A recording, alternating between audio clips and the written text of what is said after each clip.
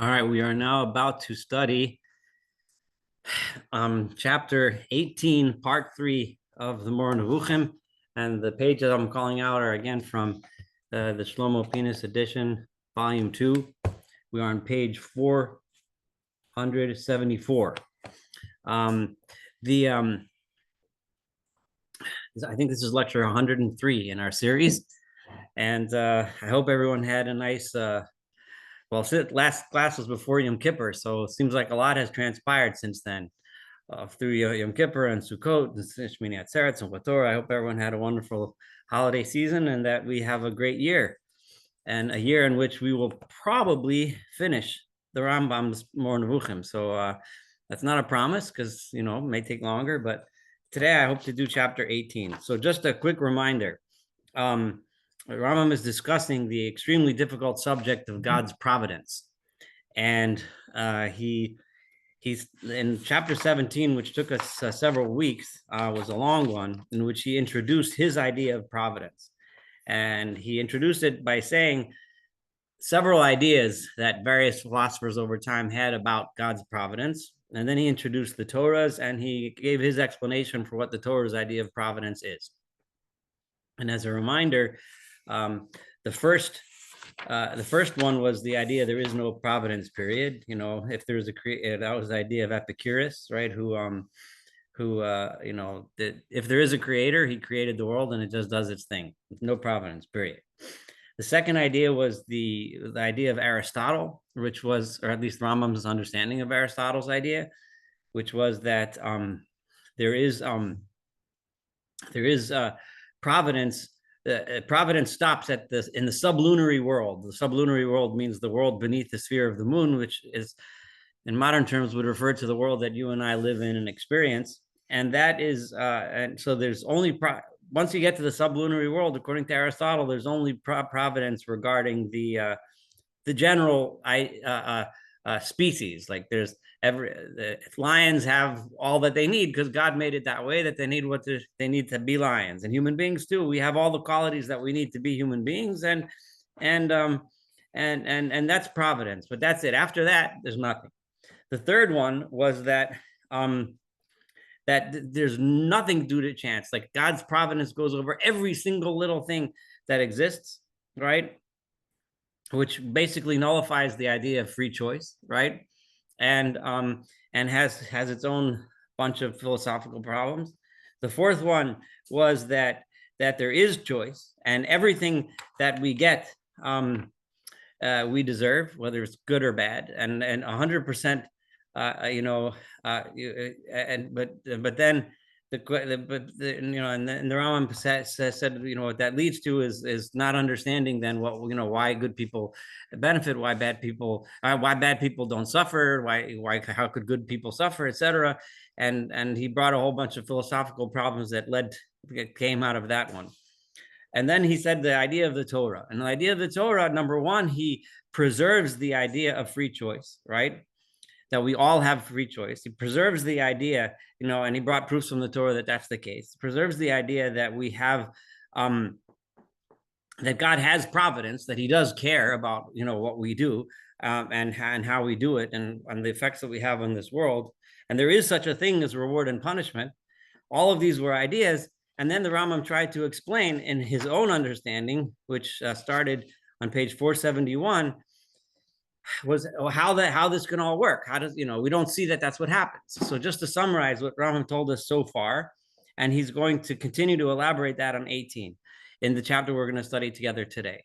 So the basic idea is that the way God communicates with this world, for starters, he basically agreed with Aristotle that the type of providence that works in this world that we live in for everything except for human beings, Rambam emphasized there is no providence, not that type of providence for anything other than human beings.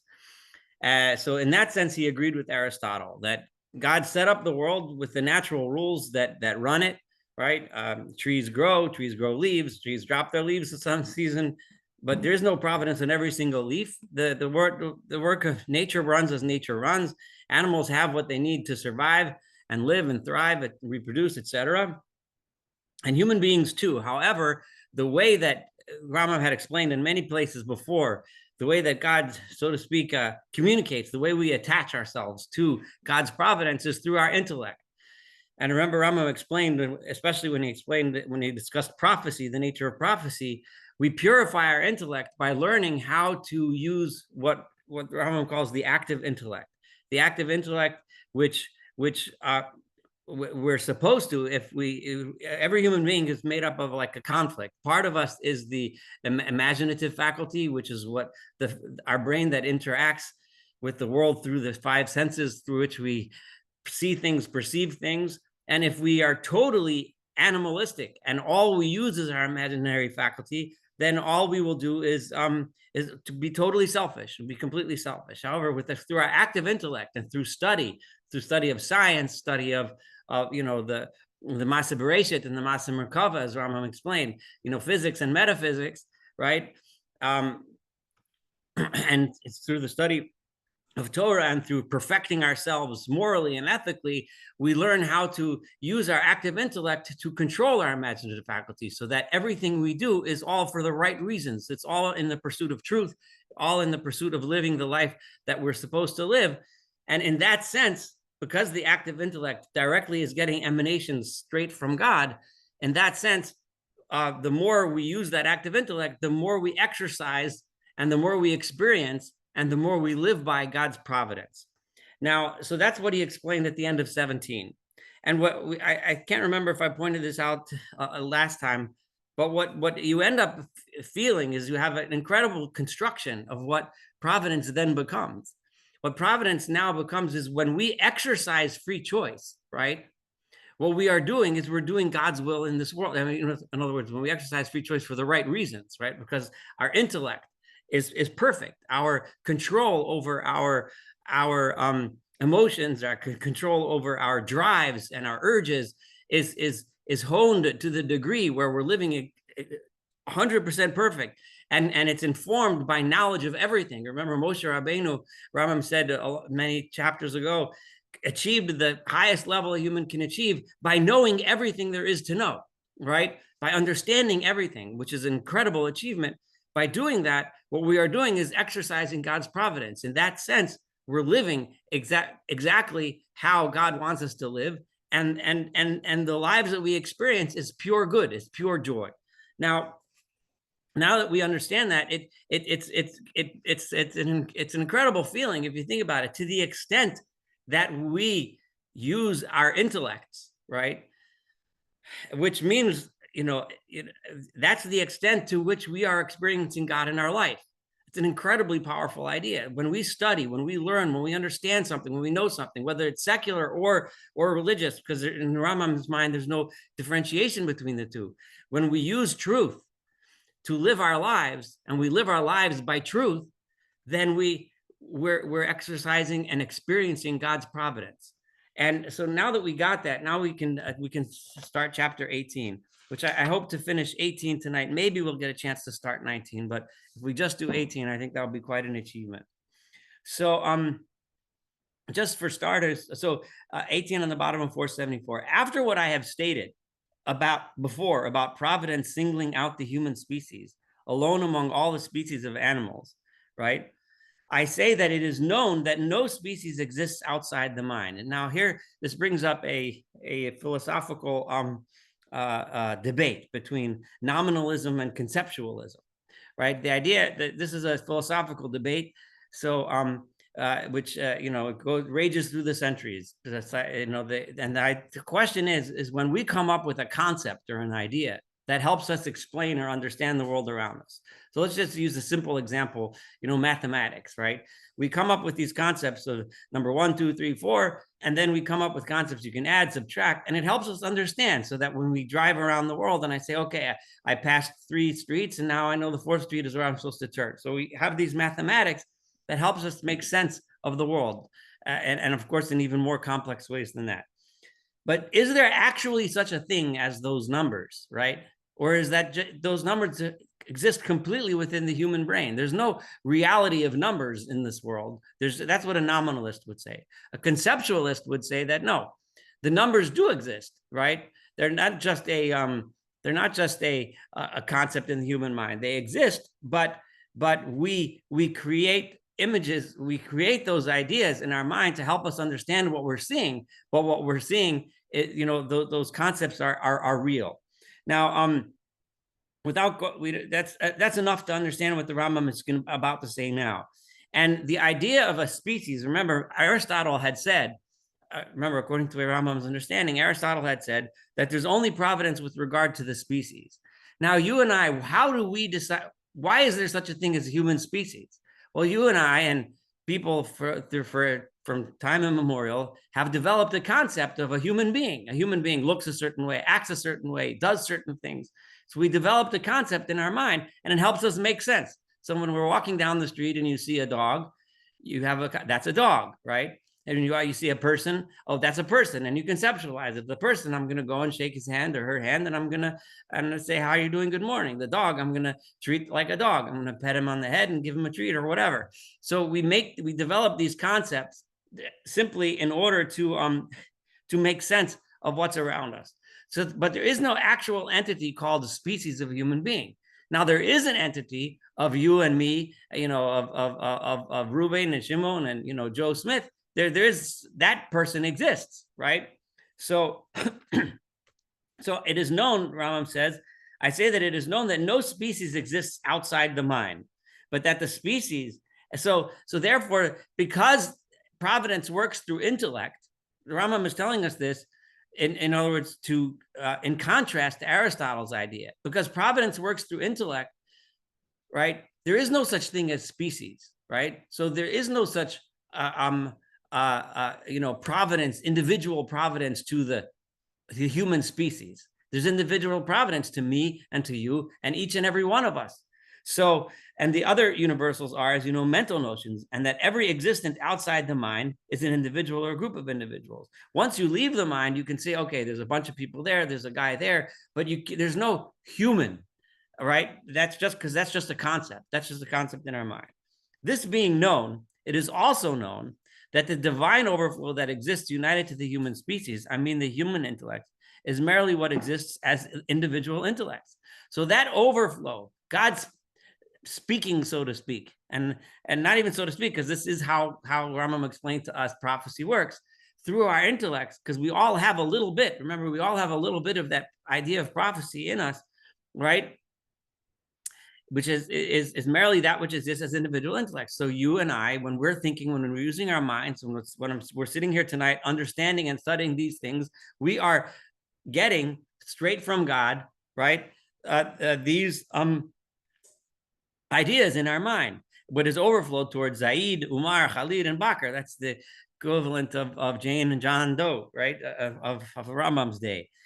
Now, if this is so, it follows necessarily, according to what I have mentioned in the preceding chapter, that when any human individual has obtained, because of the disposition of his matter and his training, a greater portion of this overflow than others. So if you work on yourself and you now understand more, you learn more, you know more, you've experienced more, right?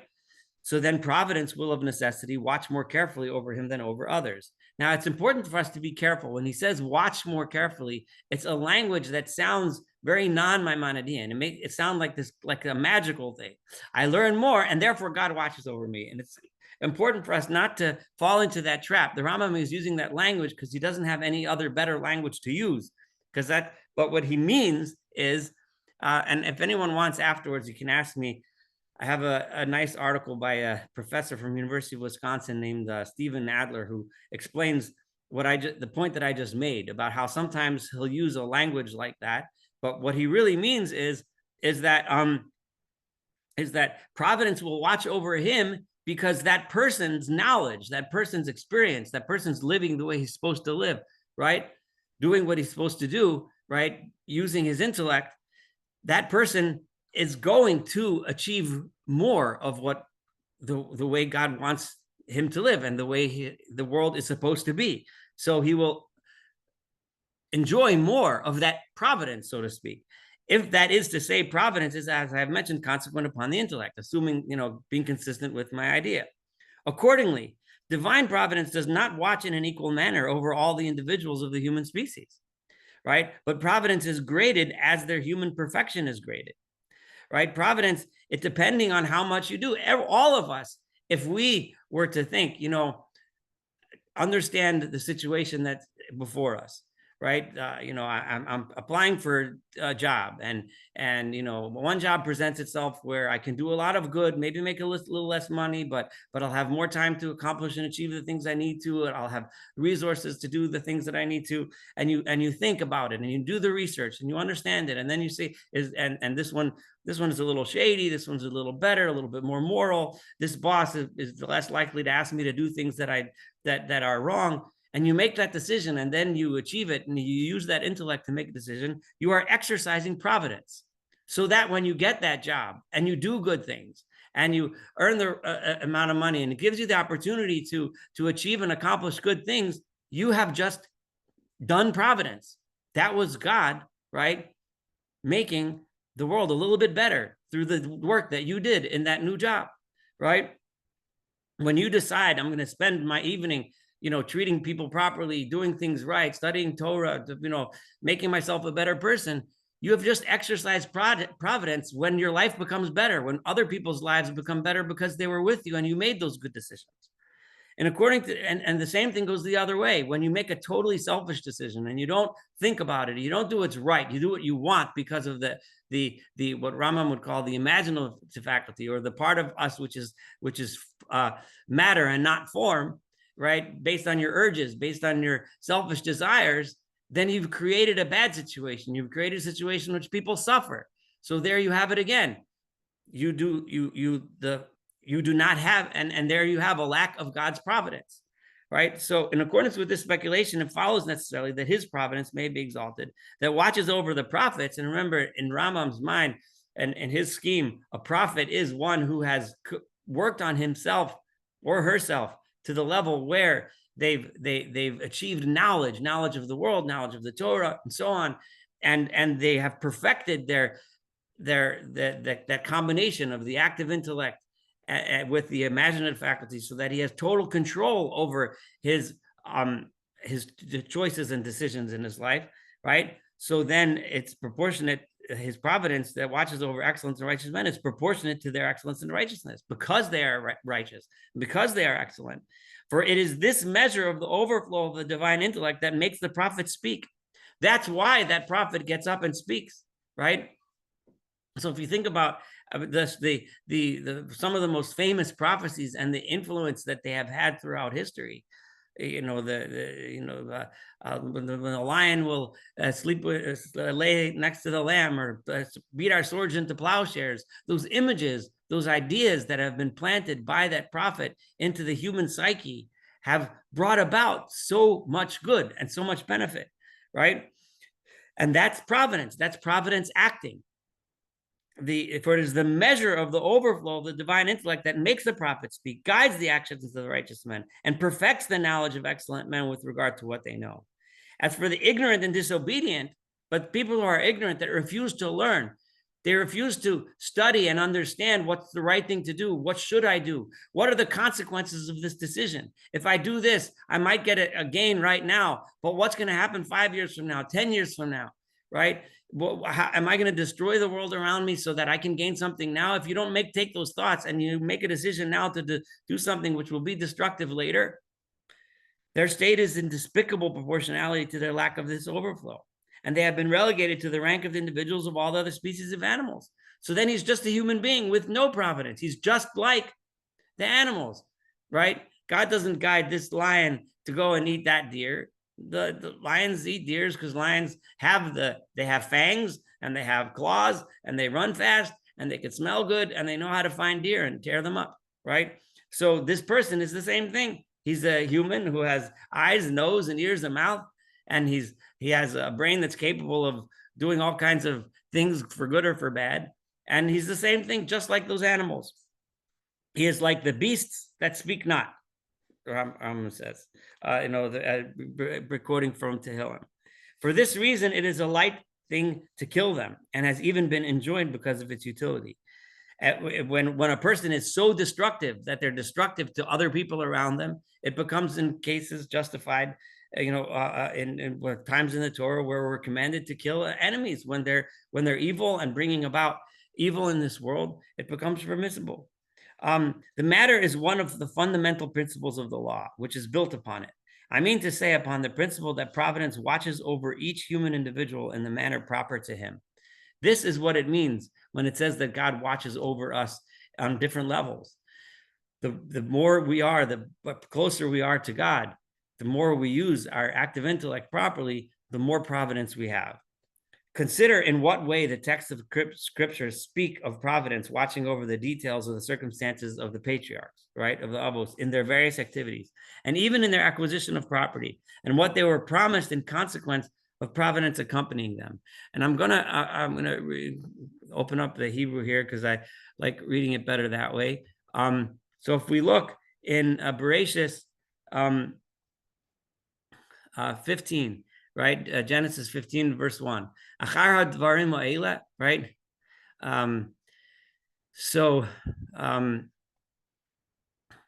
This was after Avram had done his dealings with the king of Sodom, and he saved the king of Sodom, whatever. So God says to him, Al tira Avram, don't be afraid. Anochi magen lach. I will be a shield to you, scharcha harbe ma'od, and your reward will be very much. Right? So what I find to be, there's a lot of interesting things here. The Rambam is bringing this a proof to his idea, which you wouldn't necessarily see on the surface, because you could interpret this in a very different way, in a non-Maimonidean way, and say, God says, Avram, you've been righteous, I'll protect you in a much more tit for tat, transactional way. You do some good, I'm going to reward you by guarding you. The Rambam is learning this totally differently because he has a different pair of glasses on. When the Rambam sees this pasuk, he says, Abraham just had fought in this war to save the king of Sodom, right? And God is saying, it was a smart decision, it was the right decision, it was under the situation, it was the appropriate act to do. When you looked at the geopolitical situation of the times, who was good, who was bad, who was right, who was wrong, Avraham Avinu decided this was the right thing to do. And God says, keep doing that. In other words, when you keep using your intellect and making those correct decisions and living the way you should live, and by using your intellect to control your passions and so on, rather than the vice versa, so the same thing he says. And when he says to Yitzchak, and it's interesting. So it's just fascinating how our minds change when we read the Torah according to the Rambam's way. All of a sudden, a verse which once upon a time meant one thing, now we read it, it means something totally different. And it's just fascinating how Rambam brings this as a proof. Like, you can hardly see it any other way. Even though, to be honest, before I learned Moreh Nevuchim, I saw it differently. Many of us, I'm sure, did as well, right? Where it says, and in verse 3 in chapter 26 by Yitzchak, where there was a hunger, and Yitzchak had to go to Plishtim. So God says, "Gur ba'aretz hazos, live in this land. Ve'eyem chana, I will be with you. V'avarchek, and I will bless you," and so on. So again, you could look at this in a more magical type of way. Yitzchak did good things, and you live here, I'll bless you. But Rambam is saying, looking at this differently, right? God said, Yitzchak is using his mind to know. Remember the previous verse, God said, don't go to Egypt, stay here in the land of Israel, right? Yitzchak made a decision based on what was the right thing to do, right? What God's wisdom tells him to do, right? And then God says, as a result of you making those decisions, I will be with you. And the same idea goes on and on. You can read through it too, and to Yaakov as well. Where it says, it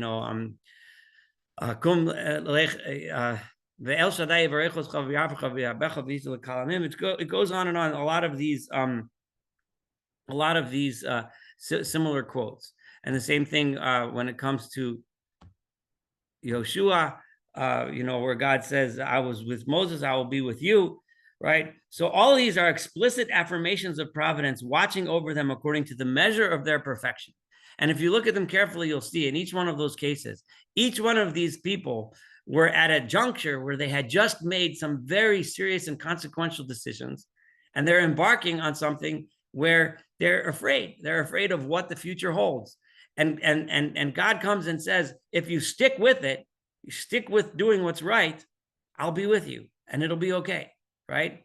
And fascinatingly, in most of these cases, it doesn't necessarily, I mean, in some cases, there are actual rewards that are listed out where God says to Yitzchak, you'll become many nations and you'll inherit this land, etc. But the point is, though, make the right decisions and do the right thing, and I'll be with you.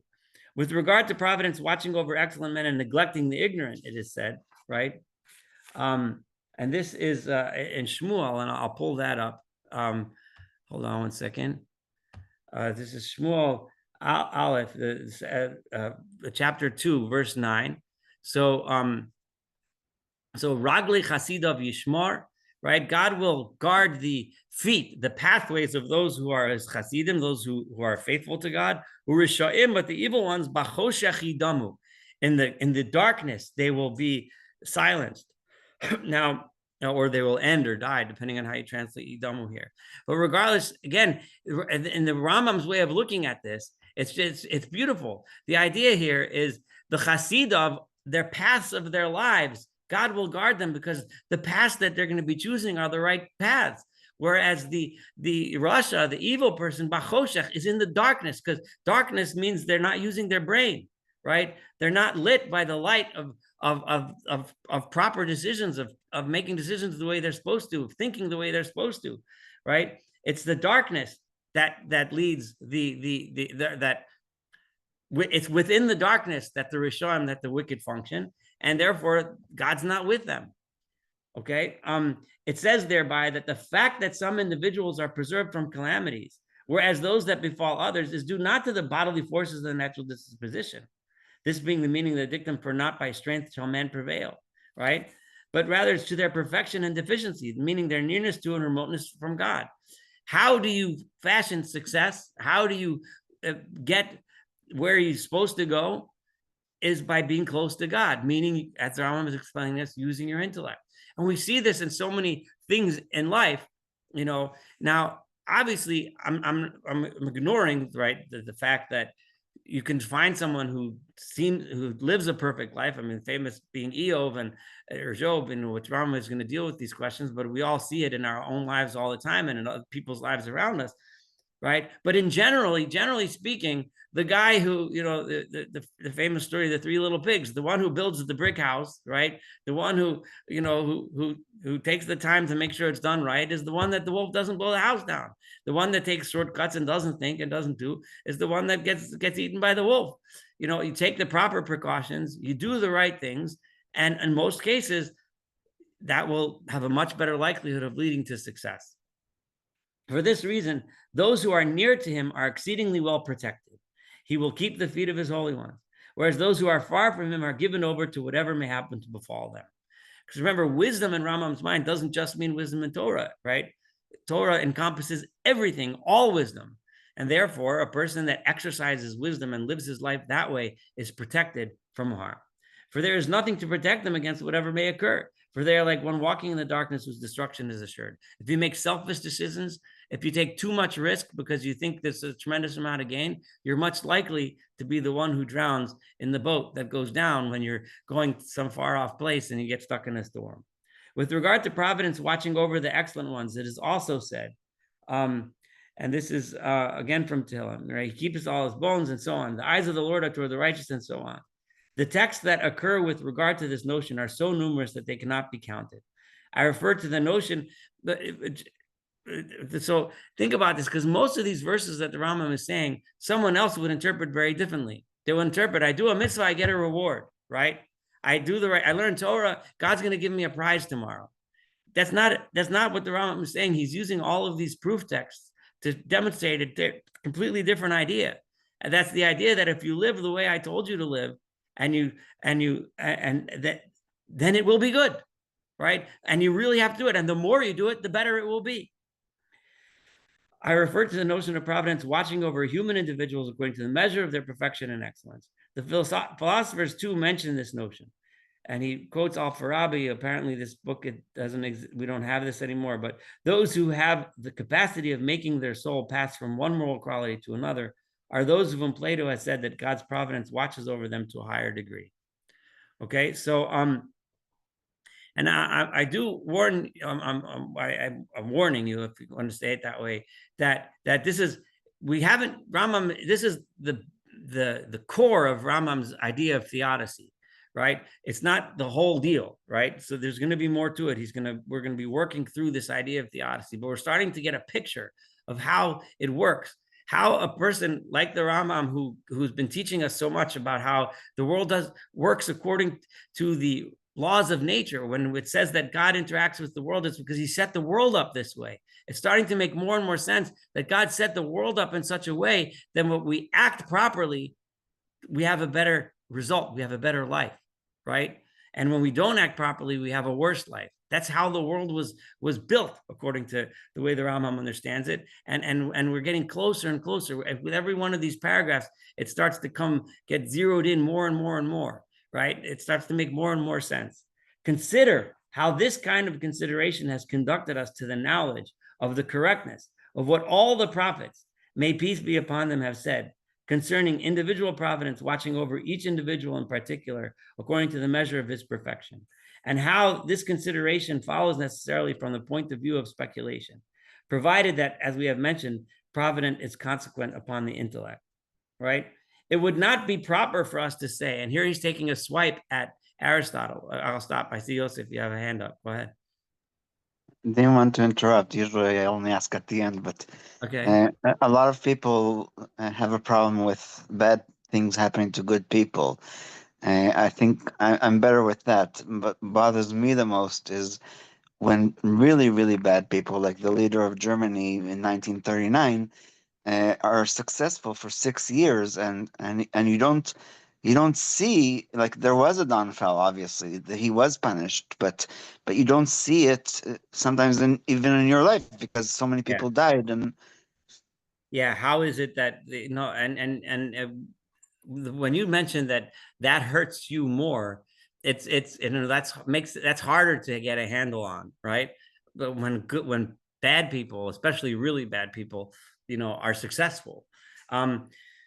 I will say that chapter 19, which I don't think we'll get to tonight, but maybe a little bit, Rambam's going to quote several places in the Torah which talk about, a lot about zero in on that difficulty, bad people having it good, right? And I'm not going to promise you that we're going to really have an answer that's going to satisfy you, but I promise that we will get closer and closer towards a path to understand. thank And you. Yeah, so it's a I mean, no one ever claimed the problem of theodicy is an easy one, right? And because we don't really have an answer. Ultimately, the final answer of any realistic discussion of theodicy has to be that there's some level of God's wisdom that we cannot understand, right? Now, so what the Rambam is going to do is he's going to make that circle smaller and smaller, right? Right, he's going to make this so that but we're still in the end going to have to say, the bottom line is that God's knowledge we can't comprehend, right? But yes, but we are getting closer. Like, you do see a lot, like you see some of these things. Many things that we do see in this world that we suffer from are a consequence of our own stupid decisions, either stupid or selfish decisions. Many things, and I probably said this in this forum as well. I mean, I remember walking down the halls of when I was doing my ICU rotation in my residency, and it just occurred to me, and I was walking with a fellow resident. We were walking down doing rounds, and I stopped for a minute. I said, "Do you realize that just about every single person in this ICU is here because of a stupid human decision? These guys have lung cancer because they smoked. These guys ate too much. These guys never exercised. These guys, were in a dumb car accident because they drank. This guy has liver disease, and then sometimes, so it's very rare. And it's true. It's just a fact, and God forbid, I'm not here to blame people. And of course, you have to I make stupid decisions too all the time. We all do. But the fact of the matter is that if we were truly on the level that Rambam wants us to get to, which is the level of the prophets, right?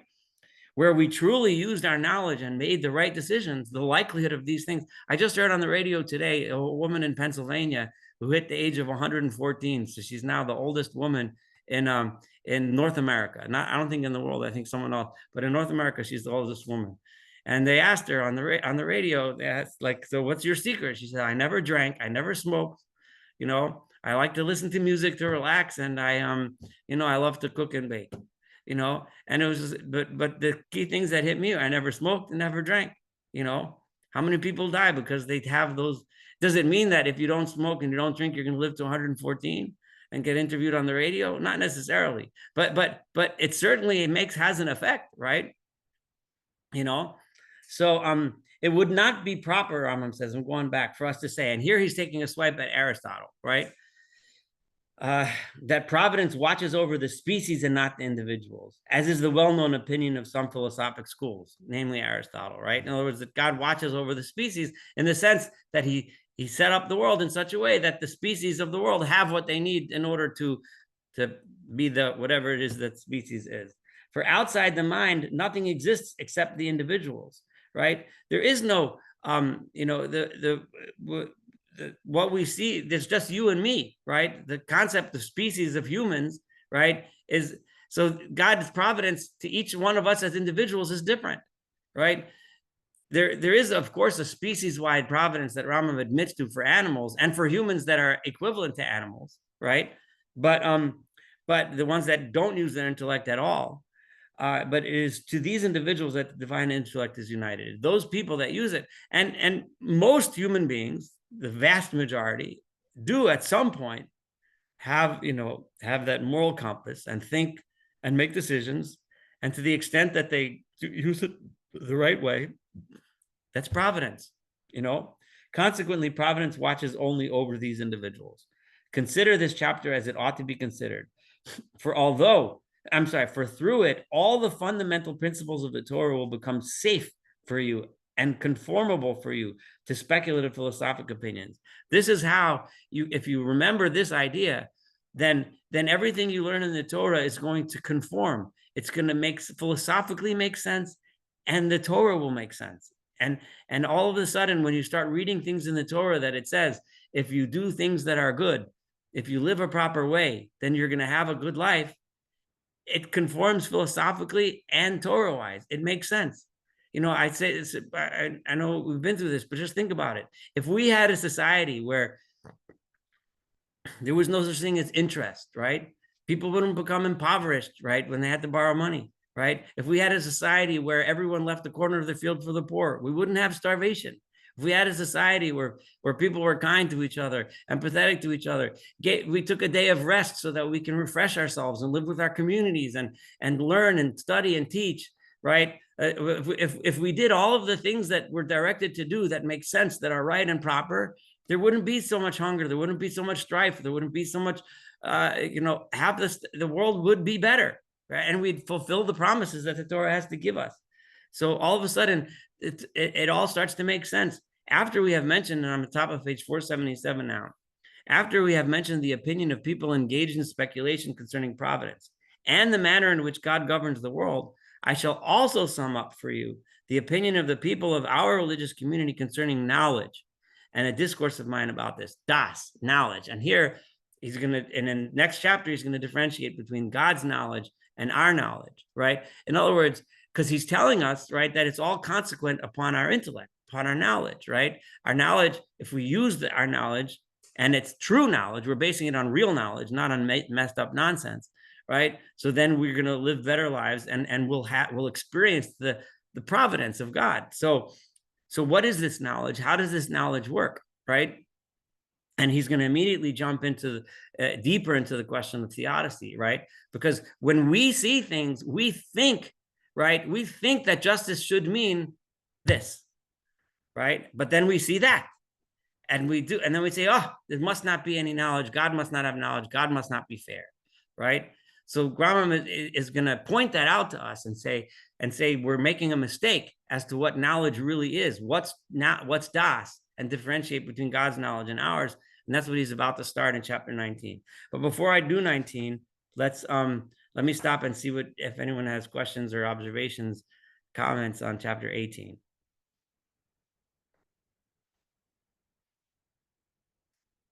Okay, everyone's excited to learn about knowledge. All right. So then Rambam starts off chapter 19. This is page 477 with a declaration, which I'm going to analyze a little bit so that we understand why he said it. Because we've had this notion. It's a notion that most of us say often and we don't think about too much. No doubt, it is a primary notion that all good things must exist in God, and that with regard to him, all deficiencies must be denied. So there can't be anything missing from God. We've accepted this as a principle throughout this book, and most of us have probably at least paid lip service to this idea, but certainly have thought about it at one point or time in our lives. Why is it that we think that God is good? Like, I mean, I know we were taught that, we learn that, we say that, we feel that, but what does it mean that God is good, right? And I think it's important for, I don't know if I'm going to really give a good answer to that question, but I'll try. And that is that when we have a Maimonidean idea of God, we're learning Maimonides now, right? God is the creator of everything, right? So the very definition of good, right, is God's creation. The very definition of good is because God made this, it's all right. It's exactly the way it should be because the creator decided to make it this way. So in other words, existence, creation in its entirety is good. It's good because that's how we define good. We define good in comparison to the way that things are supposed to be. How are things supposed to be? Well, the one who defined how things are supposed to be is God. He's the one that made it all. So all of the rules of science, the rules of nature, the rules by which the universe functions are the definition of good. Right. And that's why we find in Bereshit, which we just read, constantly it's Vayar Elokim ki tov. God saw that this was good. What does it mean good? It's good because it's the way it's supposed to be. Right. And if you think about it, even in our own lives, what's good? It's good when it works out the way it's supposed to. Right. It's good when I invite my friends for dinner and all the food comes out good and I didn't put too much salt in the soup and everyone has a nice time and nobody gets into an argument over politics and I don't break any glasses and it's good. Why? Because it went the way it's supposed to, right? That's what good means. So think about that, right? The universe functioning the way it's supposed to function on a grand universal level is the very definition of good. And it can't be anything missing because if something's missing, that's the definition of bad, right?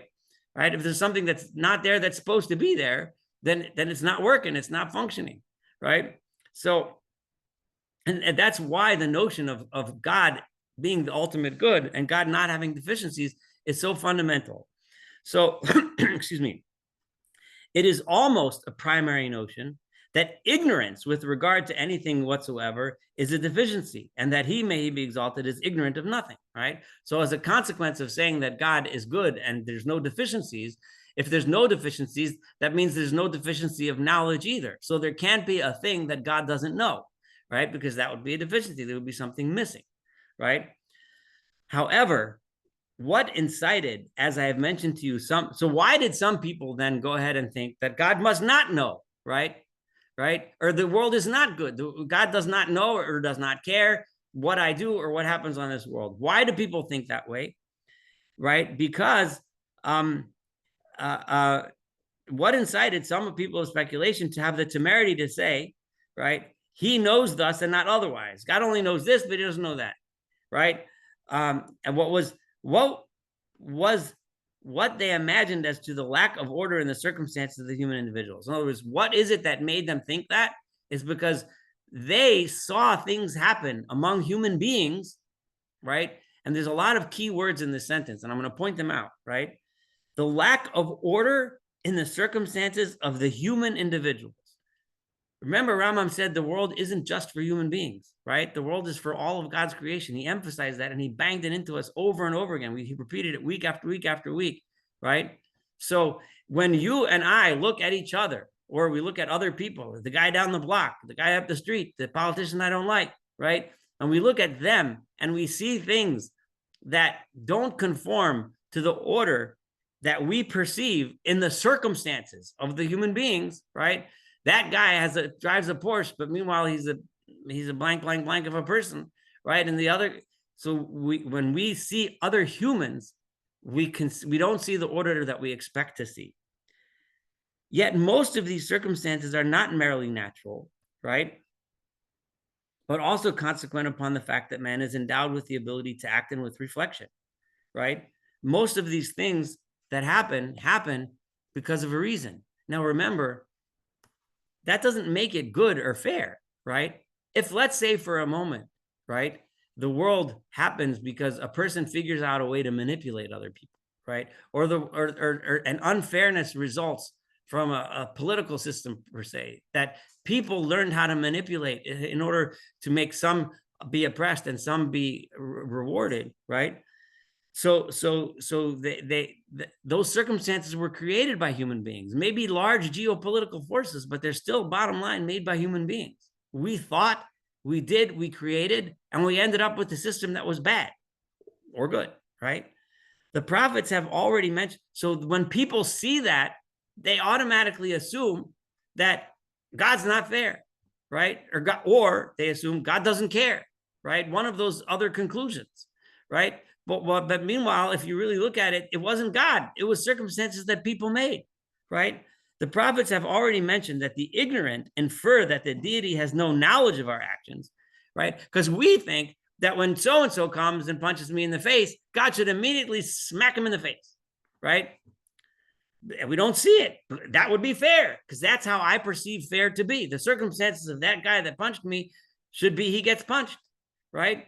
And I don't see it happen. In fact, what the guy does is he goes and he drinks a beer and he drives home in his fancy car and whatever. That's all that happens. They've mentioned that the ignorant infer that the deity has no knowledge merely from the fact that they see wicked people living in prosperity and abundance. When they see a wicked person, right? And this is speaking to Yosef, and I told you it's going to happen, but we're not going to get too far into this. But they see a wicked person flourishing, right? And immediately, for this impels the excellent man to think that his inclination toward the good and hardships due to the opposition of others that he endures because of that are useless.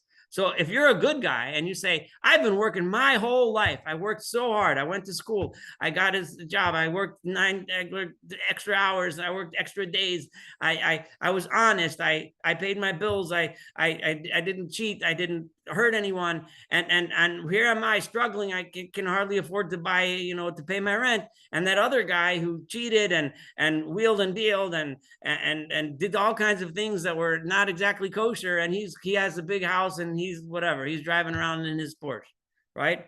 So you think to yourself, why did I bother with all of this good? Right? Why Rabbi Gamliel did say that. What?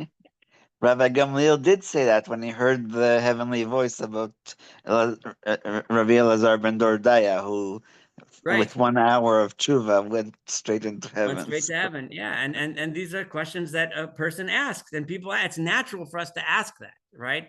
And it can lead us, right, to say it all must not be right. It's not true.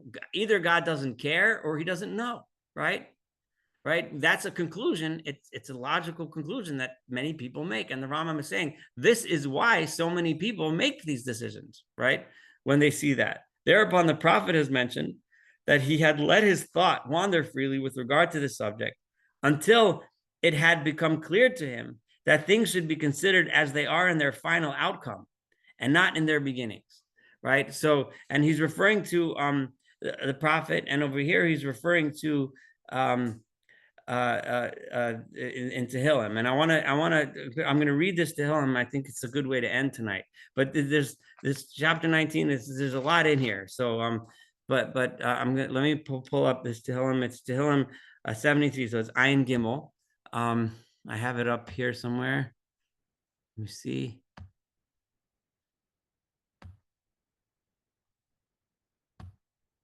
Here it is. Okay, so it's starting verse 11. So King David says, "V'amru," and they said, talking about people, "Eicha yadael," right? How does God know everything? V'yesh deya b'elyon, and you're telling me there is deya, there is knowledge on high. Here you have these people, and they're evil. And they're residing in the peace of the world. They're sitting in a beautiful house on the beach. They've amassed wealth. Achrik zikisi levavi. So it was for nothing that I purified my heart. I sat and worked on myself and made myself a good person. And I washed my hands with cleanliness. In other words, I made sure my hands were clean. I didn't cheat. I didn't steal. And here I am all day. I'm afflicted with nega, with plague, and every morning I wake up and I get more punishments, right?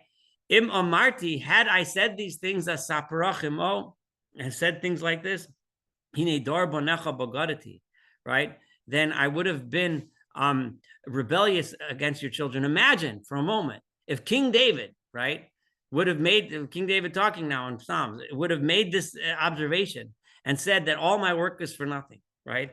What would we be learning Tehillim now? Probably not, right? If King David decided to say things like this when he was running from running for his life, just for doing the right thing, right? If he decided to give it all up and throw it all away, we wouldn't even have a Jewish people, right? Let alone a King David and all the things that his life gave to us, right? So, and then it continues. So it continues. So in the Rambam says, then he says, right? And when I have pondered how I might have at the bottom of 477, this is verse 16 to 19. So I thought to know and understand this issue. It seemed like difficult, impossible for me to figure this out. Until I came to God's sanctuary, right? And he doesn't necessarily mean over here just the Mikdash El, meaning the Beit HaMikdash, the temple, right? Although it could mean that on a certain level, but it means much more. Until I realized in my suffering, in where I was, I came to God. Avina la'achrisam, and I understood, right? What's the end result of all of this, right? Where does this all go, right? Ach b'chalakos tashis lamo, right? Yes, these people, they live and they're flattered and they're surrounded with all this flattery. He paltom l'masuos, but eventually they have a downfall. Now, when does that downfall happen? You and I may not see it or understand it or know it, but their lives are worthless and mine is worth something. I'm King David and they are worthless nothings that nobody remembers, nobody knows. And the world is a worse off place for them, and the world is better off because of me. They ended up being destroyed in a moment. Right?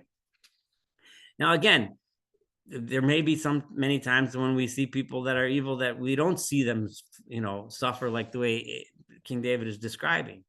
But you can understand what King David is saying, right? It's making sense, right? He's saying that we have to understand the big picture, right? And Rambam is going to lead us soon to telling us that we don't understand the big picture. We don't know the big picture, right? But the bottom line is that I need to live a meaningful life. I need to do the right thing because it's the right thing. And that's how you become King David and not one of these low lives that he's describing. So we should stop here for observations and questions. Obviously, there's a lot more going on in chapter 19 about evil people prospering and these ideas, and we're going to learn from them. So we got a lot to do.